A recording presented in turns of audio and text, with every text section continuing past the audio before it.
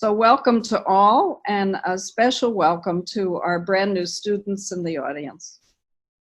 Thanks to COVID-19, the world has transformed since we last gathered in person in February for a Grand Rounds talk. This talk was on xenophobia and its contributions to health disparities. And this was part of our year-long commemoration and interrogation this past year of 400 years of inequality. The framework for that Grand Rounds of considering how our social context and disadvantages translate into disparities and opportunities for health was, of course, prescient.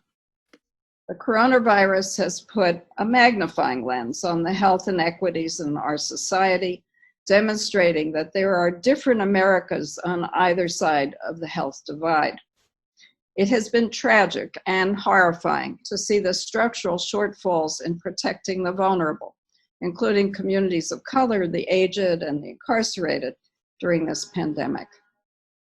This school's faculty, staff, and students have worked, quite frankly, 24/7 to contribute to resolving these shortfalls and delivering health protection to the public. So have our speakers today. So today we will dig into this and talk about health equity. Do we have it? What does the pandemic show us? And what does the role of public health in the US public health system need to be to lead the solutions for a healthier future? We'll expand on these issues across all of the Grand Rounds this year, once a month. What do we all need from public health and the public health system to create health equity and to raise both the floor and the ceiling of health for everyone? One service of this pandemic is that it has brought vividly to public attention the centrality of public health to our well-being. In preventing disease, here specifically new emerging infectious diseases, and many other causes of ill health, from injury and disability to mortality, we deeply need to think about what the public health leadership is for our future. The pandemic has also highlighted the devastating consequences of having allowed the US public health system to be diminished over recent decades. The US National Academy of Medicine defines public health as the actions we must take collectively to create the health of all of us. The US Public Health Service is mandated to carry this out, while schools of public health are responsible to create the science and knowledge to know what's needed, what works, and how to translate that in partnership into impact. So as an institution long focused on health equity, Columbia Mailman is devoting this year's Grand Rounds on the Future Public Health series to understanding the existing public health needs, the system within the United States, and what we need to redesign to create a better health future for everyone. So today, I'm really deeply honored to introduce two leaders who have been at the forefront on these very questions. First, I'm honored to introduce Dr. Axiris Barbeau, a pediatrician with more than 25 years experience in public health and medical care delivery. Dr. Barbeau has dedicated her career to achieving health equity. As Commissioner of Health for New York City, a role that she recently vacated, she led the nation's premier health department in centering an equity agenda on communities, bridging public health and medical care delivery, and leveraging data for action and policy. She was critical to navigating the city's responses to the first wave of the COVID-19 pandemic. Prior to her role in New York, she was the Commissioner of Health for Baltimore, and she has recently joined the JPB Foundation as a Senior Fellow for Public Health and Social Justice. Axiris, welcome. I'm also thrilled to introduce our second speaker, Wes Moore, the CEO of Robin Hood, one of the largest anti-poverty forces in the country. His executive role is just one of the many hats that Mr. Moore wears. He's also a best-selling author of several books, including the New York Times bestseller, The Other Wes Moore, and 5 Days, which is a compelling account of the fiery reckoning of an American city, specifically Baltimore, in response to the death of Freddie Gray. Mr. Moore is an Army combat veteran and a social entrepreneur, a native of Baltimore. You may see a theme here. Mr. Moore founded and served as the CEO of Bridge EDU, a hybrid technology and coaching platform designed to increase the number of first-generation and low-income students graduating from college. Previously, he worked in investment banking and was a White House fellow to U.S. Secretary of State Condoleezza Rice. So, Dr. Barbeau, Mr. Moore, welcome. We are thrilled that you're joining us and very excited about this conversation. What I'm going to do is I'd like to start with a big question to ask you each in sequence to think about with us, and then we'll take a conversation from there. At 12:15 or so, we'll then ask the audience for their questions, which you can enter in the chat box all along the way. So let's start with the big question. What is health equity, and does it matter? Axiris, would you like to start? Sure. Thank you, Dean Freed. And thank you for the opportunity to really talk about this topic, which is so near and dear to my heart, and to do it in collaboration with someone that I have deep respect for in terms of the breadth and depth of his work and the organization that he represents, Westmore. So it really is a treat for me to be here with you, Dean Freed, and with Wes. And, let me start by saying that health equity is when everyone has an equal opportunity to attain good health outcomes and to live fruitful lives that contribute to the furtherment of society. My comments, I think, are going to focus mostly on governmental public health because that's what I've been doing intensively for the last 15 years. And one of the things that I think is important to note is that governmental public health touches the lives of every American every day from birth until death. And the better we do our job, the less the public realizes the extent to which a strong public health system focused on prevention and equity is essential to our collective quality of life.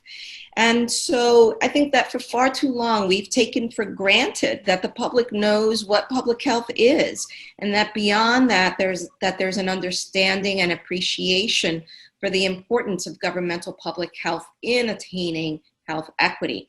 I think the reality is that most people think providing health care to poor folks is public health. And while that's important and that's a part of it, that's not all of it. And as you alluded to earlier, COVID-19 gives the field of public health both an opportunity and a challenge to reassert the importance of public health science in protecting and promoting the health of our country, independent of someone's insurance status, their immigration status, or their zip code. And so, I have other thoughts on this matter, but I think as an opening statement, if you will, I think that's a good way to sort of frame the comments that I will be focusing on later on through our conversation. Thank you. Wes, what's health equity and does it matter? So first to Dean Freed, thank you so much for this invitation, and also thank you for your leadership. And thank you for giving me an opportunity to be with my dear friend, Dr. Barbeau, who is someone who I have admired and followed. And frankly, everywhere she has gone, she has made it better. And so for as a person who's both a Baltimore resident when you're there, and someone who's working very closely with you in New York, I just want to say on behalf of all of us, thank you. And when I think about what health equity is, the answer, and I don't say this lightly, is it's everything.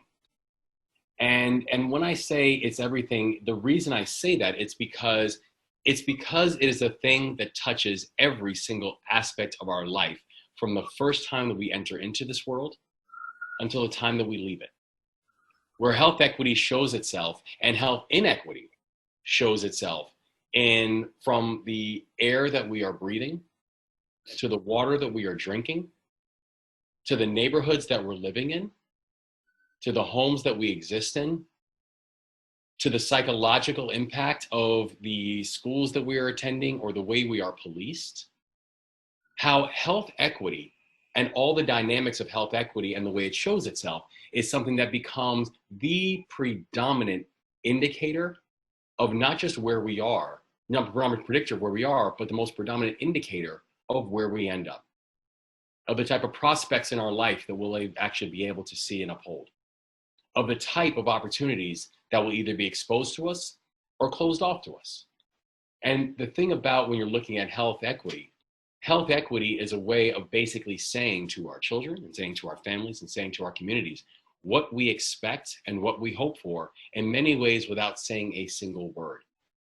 And so when we look at these different dynamics that exist, and we'll go into it later on, some of the statistics that exist and some of the barometers that we will look at to determine whether or not a person is living and existing in a health equitable situation. The reason that those things are so important, the reason that this field is so important, is because everything else after that becomes details. But that really is the predominant foundation that all of these conversations then have to get built upon, because everything about how we live, the first thing that we target is there a measure of health equity? Was this child brought into the world safely and healthy? Do we have safe and healthy measures that are then supporting that child and supporting that family in their existence? Do we make sure that we are keeping that and making sure that is a lifelong commitment? And so when I say that what is health equity, that is everything, that's exactly what I mean. And that's exactly why I think that that definition is something, because it undergirds everything else and every other conversation in society that we're going to have. Thank you. I'd like to ask a follow-on question, Wes, and then go back to Oxiris with another follow-on. In your book, 5 Days, you tell a compelling story of how Freddie Gray was set up by age 2 for his future in the context of health. Can you tell us that story? Absolutely. And so when I first was pulling together 5 Days, I really started pretty soon after not just the killing of Freddie Gray that took place in April of 2015, where you had a young man who made eye contact with police and ran. And the reason I mention that is because that was actually the crime, where making eye contact with police and then running in certain neighborhoods is enough to legally trigger probable cause. If that happens in affluent neighborhoods, that's not probable cause, you're going for a jog. But Freddie Gray happened to do that in Harlem Park. He happened to do that in Sandtown, Winchester, where it did trigger probable cause. He was arrested. An hour after he was arrested, he was in a coma. And found out that when he made it to the University of Maryland Medical Center, he had 3 broken vertebrae and a crushed larynx. And it led up to 2 weeks of protests that took place in Baltimore, till eventually the protests one night were no longer peaceful protests, and the city was put under a state of emergency and the National Guard was called in. And so much of the conversation was about Freddie's death. What happened in the interaction with police? How do you have a young man make eye contact with police and an hour later he's in a coma? But the thing that I also wanted to examine in this was exactly what you were saying, Dean Fried, is it's also important to understand not just his death, it's important to understand his life. That this was a young man who was born premature and underweight. His mother lived in deep poverty her entire life. She gave birth to Freddie in deep poverty. Both Freddie and his twin sisters, because his mother battled addiction for much of her life, both Freddie and his twin sister were exposed to heroin in utero. By the time Freddie, even after he was born underweight and exposed to heroin, by the time he gained enough weight to be able to leave the hospital, they then moved into a housing project in North Carey Street, who's over in West Baltimore. And that house, along with 480 other homes in 2009, were cited in a civil lawsuit because of the endemic levels of lead that existed inside of this house. I know for this group, you all know the lifelong neurological damage that lead does to people, despite the fact that we still have children every single day that are being exposed to lead in the water they're drinking, in the homes that they're living in the paint, in the piping. So Freddie Gray was a young man who was born underweight, premature, born into deep poverty, exposed to heroin, and lead poisoned. And by that time in his life, he's 2 years old. And the reason that matters is because all the other details that we understand, the fact that he never made it past his last recorded date in Baltimore City schools was in 10th grade when he was almost 19 years old.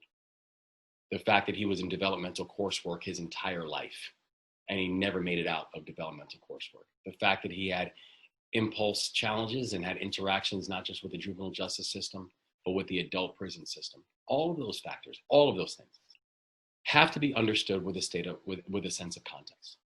And that sense of context is that health equity was never present in Freddie's life. From the time he came into this world, health inequity laced his birth, laced his adolescence, laced his young adult life, until eventually we looked at the fact that arguably the most peaceful week in his life was maybe that week that he was in a coma. Because at least that week he was surrounded by doctors and nurses. At least that week, the entire city knew his name. At least that week, the entire city cared whether he lived or died. That's the reality of the Freddie Gray story. And why I wanted to use 5 days as a way of being able to highlight and understand that we cannot ignore the macro and just spend all of our time mourning the micro. That both must be done simultaneously. Thank you. Very powerful. Axiris, to build on that, can you help us see what the inequities are in health that COVID has shown us? Certainly. But before I do that, I want to just build on what Wes really so eloquently laid out and emphasize the point that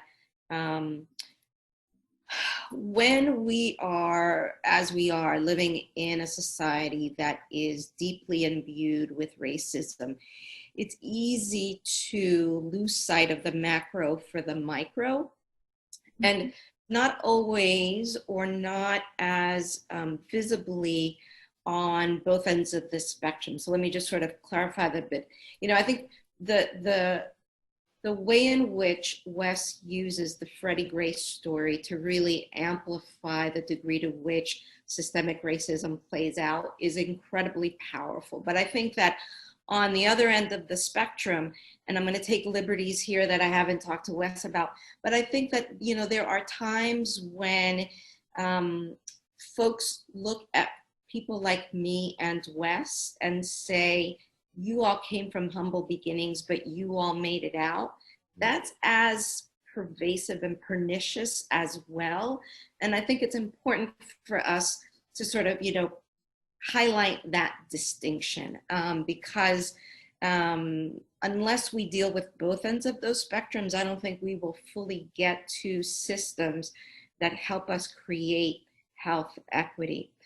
And so, to build on the example from Baltimore, one of the things that I had the honor of doing every year when I was health commissioner in Baltimore City is I would give the opening lecture. Tom Leviste and I would give the opening lectures to the students that had entered medical school at Hopkins.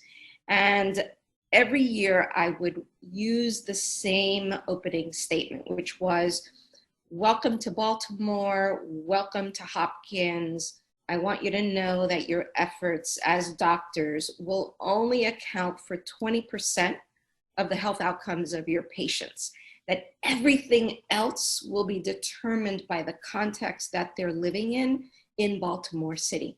And that in neighborhoods like Roland Park and Central Baltimore, I almost said Central Brooklyn, lots of similarities between Central Brooklyn and Baltimore, that there's a 20-year life discrepancy and that hasn't happened overnight. It has been the consequence of generations of structural inequities. And part of what we in public health have an obligation to do is not just name it and describe it, because we've done that, right? Like, I'm tired of doing descriptive analyses. I think the job for public health, especially public health in the future, is to move from describing to now using that data, contributing to a narrative, an arc of a narrative that helps us as a country move towards actionable solutions to realize health equity. And so taking that life course perspective in terms of the conditions that people like Freddie Gray and many others are born into, and using our data to reimagine what it could and should look like, I think is the challenge for public health now, and certainly the opportunity in a COVID world. I think one of the things that, I see as both a challenge and opportunity for public health currently is that never before has science been so front and center for so long through COVID. Never before have so many lives been on the line, and never before has there been so much chaos. And in this chaos, there's opportunity for us to craft a narrative that really helps us understand the degree to which structural inequities are now being ripped open. And it gives us an opportunity to address them, both from the perspective of how medical care has failed our communities in regards to the way in which people do or don't have access to physical health care, mental health care, the way in which housing, education, food security have all contributed to what we are now seeing played out in all of our cities, all states throughout our country. Thank you. So let's follow on what you just said, Axiris, and turn to solutions. You wrote recently a very powerful article in the American Journal of Public Health about the impact for you as a woman of color, and at that time leading the U.S.'s largest public health agency, the impact for you of the torture and murder of George Floyd at the knee of a white police officer. Loss of life, as you said there, is the ultimate health inequity, on top of cumulative health deficits that communities of color accrue in the context of structural disadvantage, and you identified the need for systemic change. Can you talk about what the systemic change is that we need? And then Wes, I'm going to turn to you as well on that. Wow, that's a huge question, and really, I think, central to what we're trying to do. And I commend you for looking at this over the course of the year, because I do think it takes that amount of time to really tease it apart in a meaningful way. But let me start by saying that in terms of those that structural reframing prior to the onset of COVID, what I had done in the health department is refocused the work not only through a racial equity lens, but really reprioritized the importance of focusing on premature mortality. And from a public health point of view, from a data-driven point of view, we see the greatest inequities when we look at premature mortality, right? And so for me, defining that very simply is people dying before their time. And if you look at conditions like diabetes, hypertension, mental health issues, over and over again, it's Black and brown people who are dying before their time. And so refocusing us on how is it that from a very sort of data-driven analytical point of view, we look at points of opportunity to bend the needle in reducing the inequities of people dying before their time. I think it draws us to a number of different areas that we can spend more time talking about. And I look at it as people, places, and stuff, right? Very simply. People, who is it that we are serving, and who is it that we are recruiting into public health, and what is the skill set that we need them to have in order to better leverage an equity and power analysis in the ways in which interventions get deployed. Places, how is it that we use our data to focus on where it is, what are the communities that are most affected by the inequities that we're trying to address, and then redirecting resources, right? Governmental public health, the power that we have is allocating resources. If we don't use that power, then we're squandering our opportunities. And then the last thing is stuff, right? And so in stuff, what I'm going to say is that, and this builds on the point that you made at the beginning, the structural disinvestment in public health relates to stuff. If you look at the diversity of public health departments across the country, the way in which technology and data infrastructure has been neglected is playing out then in our communities. We in New York City have what I refer to as, and probably this analogy has to be updated, the Cadillac of health departments, right? We have some of the most sophisticated technology infrastructure in the country, dare I say the world, but that isn't replicated across the country. And we need that kind of stuff, technology, infrastructure supports and investments, so that we can then leverage place-based opportunities to get better health outcomes faster and address the inequities in premature mortality, which I think are the most fruitful area of focus in order to ensure we get to greater health equity faster. Thank you.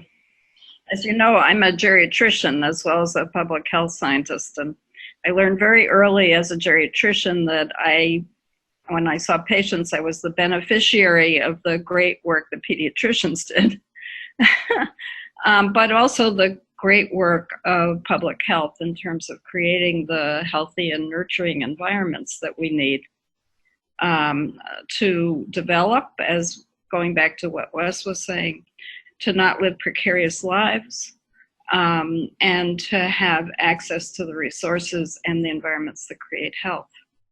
And one of the extraordinary things we've learned in the last couple of decades is that ill health is not inevitable, that we can invest in powerful ways to create the conditions for health for everyone, and that actually the public health leadership on that is what does that. And that if we protect and elevate the health opportunities for the most vulnerable, everybody else is benefiting from those same conditions. So with that in mind, Wes, you have spoken very compellingly about public health as being needed at the center of creating equity as well as health equity. Did I get that right? Yeah, and I think you've also provided a really important context, because I think what this moment is also requiring all of us to do is really rethinking and really putting a sense of acceleration on each and every one of our responsibilities to be able to push on that exact dynamic, right? So I think about the role that Robin Hood plays, where, you know, in addition to serving as a convener and a connector of the various stakeholders, and also being able to serve as a funder of some of the most, you know, fundamentally empowering and important initiatives, many of which in partnership with, with the city. But I think about things like the Nurse Family Partnership, where for nearly 2 decades, Robin Hood has invested in visiting nurse service from New York City's Nurse Family Partnership model, provides 2.5 years of home visits for registered nurses to more than 850 first-time moms and their children in the Bronx, and that's each year. The work that we do with H&H, where in just last year, our Fund for Early Learning made a grant to the city's public safety net, and to catalyze the integration of the prenatal, pediatric, and behavioral health care in an effort to really optimize children's early brain development in a real concretized way, or the work that we've done with Montefiore and actually looking at cash assistance, because we also started noticing very quickly the difficulty that families were going to have when it came to cash assistance. And frankly, even when you look at things like the CARES Act, a massive inequity that went to the cash assistance frame in the way that included in the CARES Act, because the truth is that for people who were undocumented or part of mixed status households, or for those who were working but weren't making enough to hit the actual tax filing, the tax filing limit, there was no cash assistance that was coming to them. So being able to work with partners like Montefiore to be able to provide support for that became important. However, the other thing that became equally important of all that is understanding the role of, as you said and Dr. Barbeau says, the role that structure changes in that as well. The role that systems change plays in that as well. And so by being able to put a real focus on the other elements of health inequity, so for example, mental health inequity that exists in the way we are both diagnosing it, the way we are treating it, the way we are dealing with it, and what we're calling it. How those things have become stark inside of this climate, inside of this environment, particularly when you're looking at the unequal distribution of pressures that COVID-19 has exposed within our society, is something that we have to be able to think through and build upon. Being able to look at structures in the way we're thinking about criminal justice, because the reality is you cannot have a conversation about racial equity or the racial wealth gap unless we're also willing to tackle the criminal justice problem within our society. And, you know, and the fact that we for far too long also have dealt with things that should have been mental and physical health challenges, and we've transformed them into criminal justice challenges, where we have a criminal justice system that oftentimes serves as this larger catchment area for things that were actually mental health issues or physical health challenges. And so how exactly can we turn that scale and that conversation about the way we're dealing with certain of these assets? And then the other big piece when we're talking about how do we deal with structures in this moment is we have to be able to be honest about the impact of these budgetary cuts and the lack of inaction in governing that's taken place on a federal level and the impact that that has had on our states and our local governments. When you consider the fact that, you know, state revenues take a long time to recover from economic shocks, particularly the ones that we've seen of this magnitude of COVID-19, where we were watching 11 years of job growth go away in 11 weeks. And so if you look at just the 2008 recession, where, you know, state tax revenues overall didn't return to pre-recession levels for 5 years. And even 10 years after the recession, revenues remained below the recession levels in 1 of every 5 states. And so these are all things that I think we have to think about from a structural basis that oftentimes aren't thought through, but we have to think through not just the individual work that can be done, but what are the systems that we can change as well. Thank you. You just did a fabulous job of putting life to what many people wonder about, which is what's the connection between, or is there a connection between poverty and health, or precariousness and health? And in fact, you gave life to some, public health science has worked on that hugely. And, but you gave life to explaining the evidence that shows that, for example, the black-white disparity in the U.S. in life expectancy is heavily explained by differences even at age 1 in socioeconomic status. In fact, 80% of the black-white gap in life expectancy for males and 70% for females is a consequence of the socioeconomic status of that person's family and childhood, going back to exactly what Axiris was also saying. So Axiris, you took us down a path of saying that public health, the U.S. governmental public health system, if I can say it, is a public good that elevates that has the tools to deliver health at a population level and to elevate the opportunities of health for the most vulnerable, which the same conditions that will elevate all of our health. Can you explain to everybody what the responsibilities of the U.S. public health system are and how you think they need to be improved to accomplish your goals?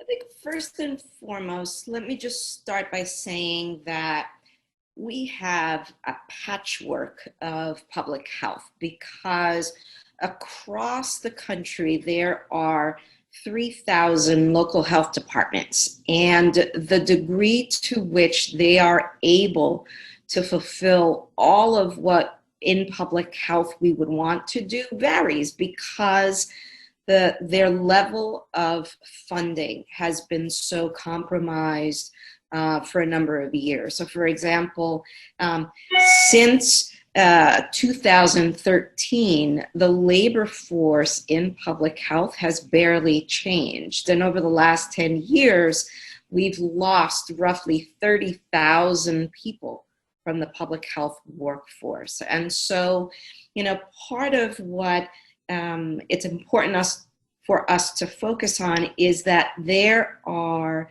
aspects of public health that are core to every health department. So, for example, ensuring the safety of food, ensuring, the environmental conditions of a community, but that beyond that, there are skill sets that are incredibly important in public health that we haven't fully leveraged. And those are utilizing our epidemiological skills to inform public policy. So, for example, excuse me, we here in New York City have more PhD epidemiologists than anywhere else in the country. And I would say that we're probably in line with what the CDC has. The importance of that and the skill set of epidemiology is then to apply those skills. And I'll use the example of poverty, premature mortality. We did a study a number of years ago looking at what difference would a $15 minimum wage make in premature mortality. And what we found was that here in New York City, applying a $15 minimum wage to communities across the city would result in saving thousands of lives that would accrue primarily to poor Black and brown communities. So that's an example of where I think public health needs to go more fully in the future, is leveraging the skill set that we have that's been applied so masterfully, I would say, during epidemics, be they COVID, be they HIV, be they TB, be they cholera, but now applying them to the social conditions that keep us from realizing health equity, right? There's much talk in public health that prior to, in the, I'll call them olden times, we toiled against infectious diseases. Then in modern day, we toiled against chronic diseases like heart disease as conditions affecting our life expectancy, and moving present into future, it's those social conditions, those social determinants of health that are going to keep us from realizing better rates of premature mortality and health equity, and leveraging that skill set in public health, I think, is going to be critical. So if I bring together what you just said about the need to attend to social conditions with what Wes said before about the need to consider environmental exposures and the disproportionate adverse levels of exposure of vulnerable communities of color, vulnerable communities based on socioeconomic status, the combination clearly is devastating. And the public health system has a mandate to protect against environmental hazards, to promote and encourage health and healthy behaviors, to assure the delivery of health in our communities. Those are powerful mandates, and even more powerfully, what you're describing as the disinvestment by the U.S. in the ability to enact that in the face of changing conditions and changing understanding of what matters is something we all need to attend to.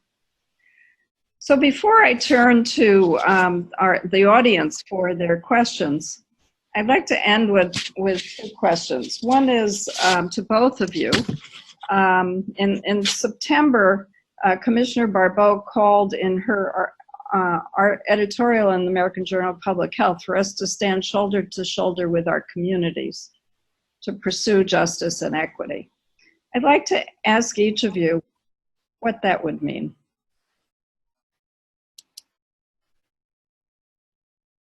Wes, would you Commissioner first. Okay, thank you.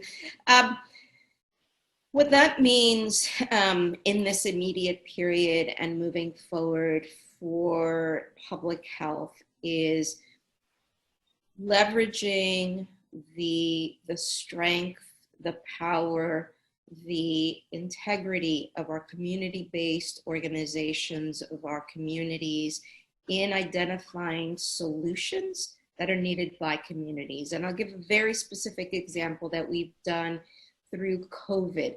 And so through COVID, if it were not for conversations that we had with community leaders, we would not have employed the types of solutions that we did when we realized early on that Black and Brown New Yorkers were dying at twice the rate of COVID than white New Yorkers. And those solutions included providing free hotel rooms for people to safely isolate and quarantine if they were suffering from unstable housing, if they were living in crowded housing, if they were living in multi-generational households, and providing ongoing access to free food because of the degree to which food insecurity contributes to someone's ability to comply with isolation and quarantine orders. So those are very concrete, real-time ways in which looking for solutions in collaboration with communities is a way in which we realize health equity more quickly, and a way in which we then build on those systems for the post-COVID rebuild. I think post-COVID rebuild is going to be critical for us, and it's an area where public health has to pivot and use what we've learned during the response, used what we've learned in years of toiling away and talking about social determinants of health, and find and create opportunities for putting those into action. Thank you. Wes? I say first, amen to everything that Dr. Bobo just said, because it's exactly right. I think we have to, be honest about this fact and make sure there's a collective honesty about the fact, first, as Dr. Bobo was saying, the role that race does play in all this, where it is the single most accurate predictor of life outcomes when we look across a variety of sectors. And whether, again, you're talking about things that are directly health applied, things like maternal mortality, or whether you're talking about things that are economics applied, like income or education applied, as in things like educational attainment. And also, how are we using this through a lens of the increase of social capital on everything that we are doing? That cost is not the only burden in accessing healthcare that we have. That social capital becomes another currency that accounts for everything from understanding how and where to access, considering language barriers or cultural nuances, eligibility, being able to get there, transportation and healthcare, having the opportunity to access it, whether it be eligibility for paid or sick leave. That there's a social capital component to all this that oftentimes is missed when we're exclusively talking about the financial capital. How much is something going to cost? What has to be trimmed from a budget?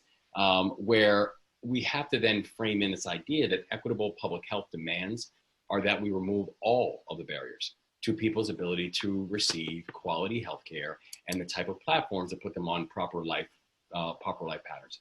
So I think all those things are the things we have to think through, and the lens in which we have to evaluate all of our work if we're going to have that coordinated conversation. And if I can just build on what Wes just said, I want to just clarify and really emphasize the point that solutions that we put in place during COVID shouldn't be looked at as just temporary solutions and then go back to the way things were. I think we have an obligation to question, if we could do it during COVID, why can't we continue post-COVID? Because it then shifts that lens and it provides an opportunity to focus on what do we concretely need to do to support people in their lives. Thank you. So public health understanding leads us to recognize the diversity of influences on people's health. Many of those do not sit within the health sector, whether that's the public health system or medical care. But the insights and necessities that public health can see should really influence all sectors to line up together for the kind of systemic change that you were talking about, Exeris.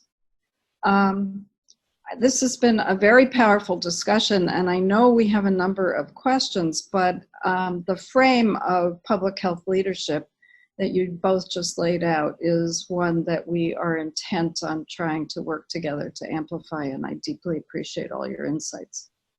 Let's turn to some questions, and actually I'm going to start with one that builds on what you were both saying. The first question is from Charles Branis, who's the chair of the Department of Epidemiology, and he says, going to your point, Exeris, about places, identifying which places are at greatest need is a step in the right direction, but what about directly changing those places? Building on public health's somewhat forgotten history of bold place-based interventions for issues like lead, water, housing, and placemaking. Can these approaches be re-energized? Oh, yeah, absolutely. I think that, the example that I used was to help illustrate how we used the data to direct resources during this pandemic. I think that in the post-COVID world, we need to take a deeper dive about what is it with regards to the physical nature of those communities that has contributed to the underlying drivers of inequities and outcomes during COVID. But beyond that, I think we also need to look at the dynamics within those communities. For example, part of what we're learning is that Black and Brown individuals in certain communities had died disproportionately, yes, because of the multi-generational and because of the housing, but it was also because that's the communities where frontline workers could afford to live it, right? So that's an added dimension that goes to the social political context of where people live. So when we think about transforming communities, not just thinking about the brick and mortars, but thinking about what are those dynamics that relate to employment, occupations, and other things that contribute to poor outcomes as well.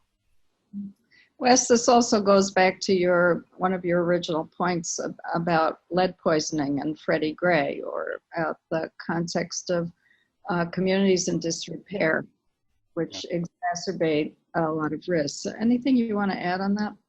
Yeah, it's when you look at the inequities that oftentimes exist in communities, they have been very place-based in the way that we've created the inequities, right? Been incredibly deliberate.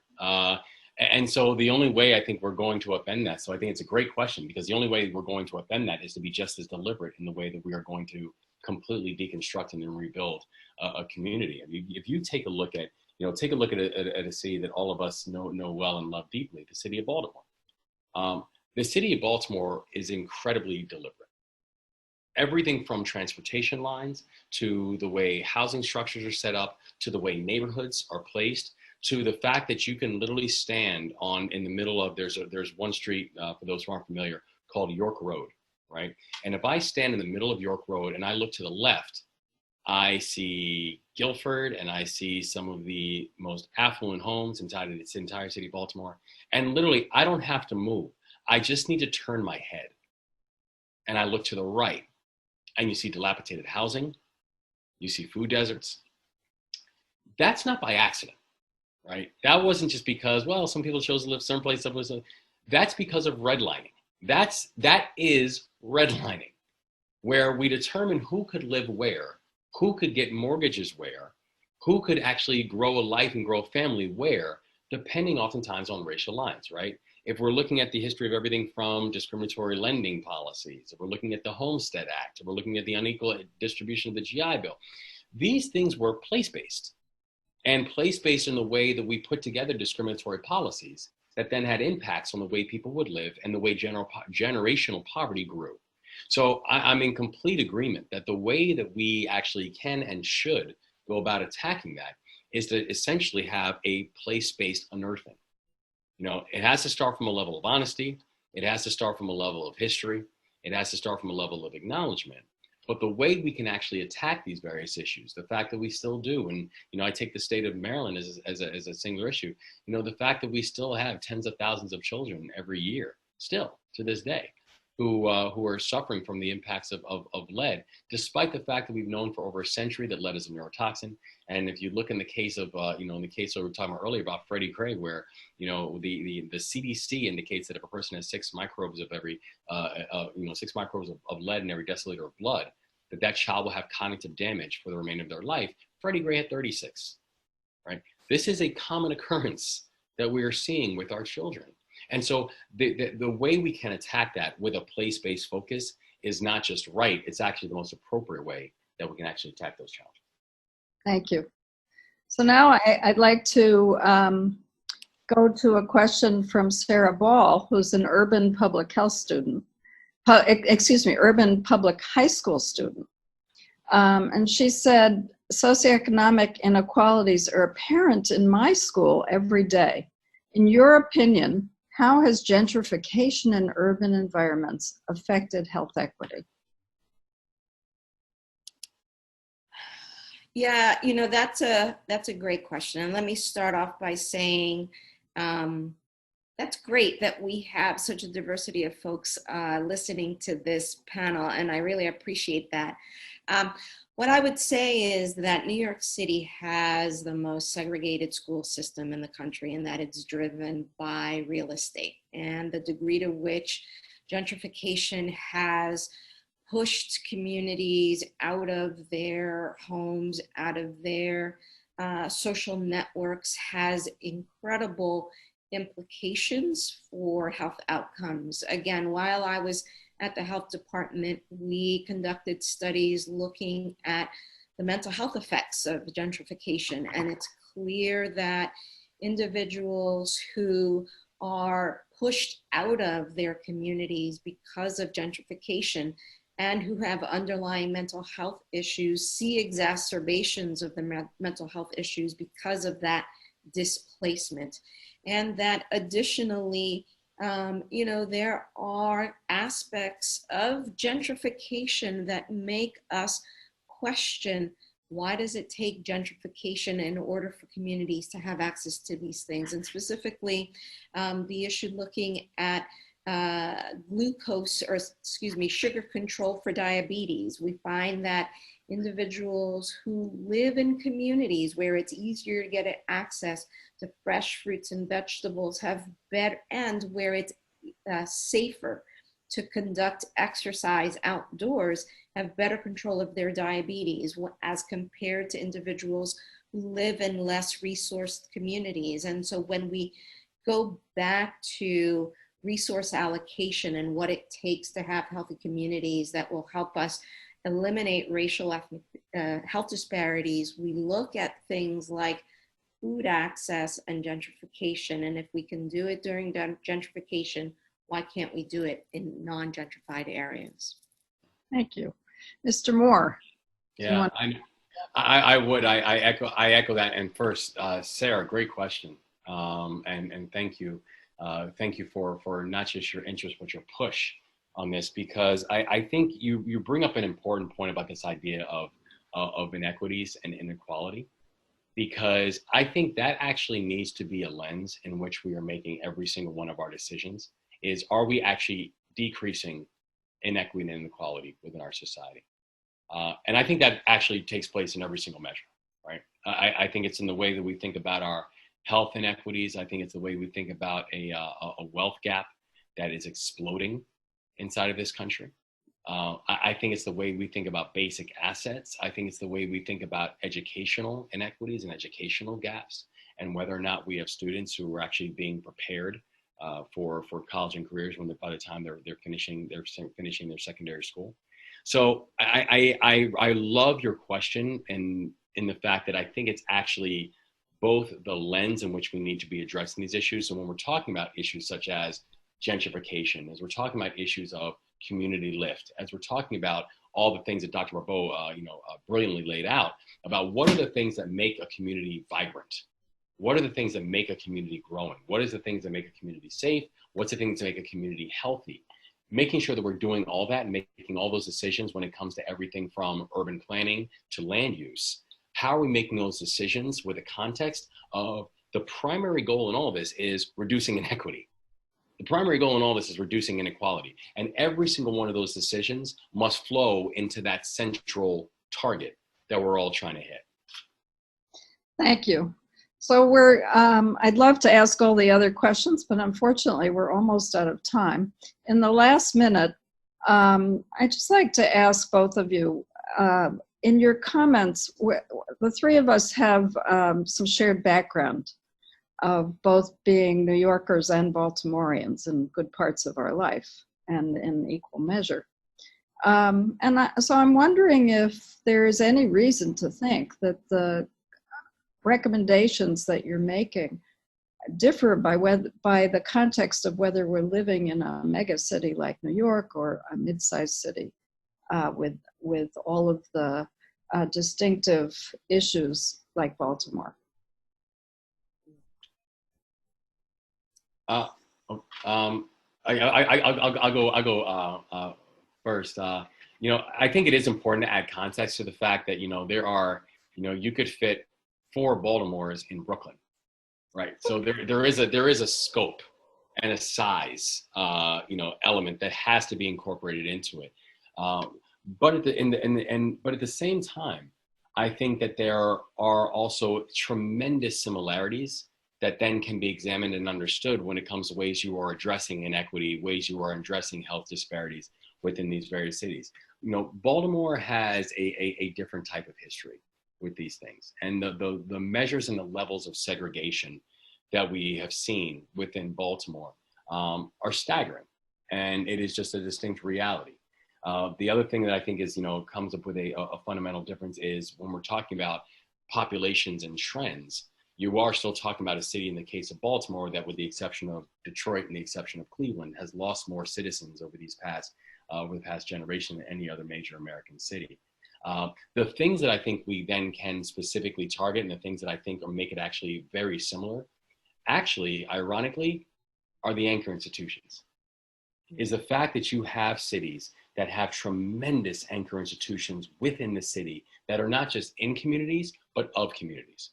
And in the case of, and whether you're talking about Columbia University here in New York, or whether you're talking about the University of Maryland, Johns Hopkins down in Baltimore, you have tremendous assets of anchor institutions that can and should be leveraged. When we're not just coming up with what are the right and proper recommendations, but what are the implementation practices that you can then use and utilize when it comes to building up community, when it comes to building up a level of community support. So those are things that I think that both Baltimore and New York have tremendously in common. And I think we just have to figure out ways of being able to leverage them more. And to end with Axiris's comment that we have 3,000 local public health system health departments in the US. And we need to elevate the capabilities of each of them as core anchor institutions in each of our locales to lead on the creation of health. Axiris, you want to add anything to that before we close? No, the only thing that I will add to what Wes laid out, which I completely agree with, is that, as we look to the post-COVID world and as we look to the future of public health, I think it's important for us, and this is the commonality that I see between Baltimore and New York City in those instances, is that unless you have a healthy community where you minimize inequities, you're not going to fully realize a vibrant city that creates opportunities for everyone to contribute to culture, to business, to education. And so, you can't have a vibrant economy, a vibrant civil society without a foundation of strong equity-based health outcomes. Well, what a perfect way to end. I can't thank you both enough, but please take my huge heartfelt thanks, and thank you to the audience who has been with us through all of this. This has been a very important conversation, which we intend to build on. Thank you, and we hope to the audience that you'll join us for each of the successive grand rounds on the future of public health. Have a great day.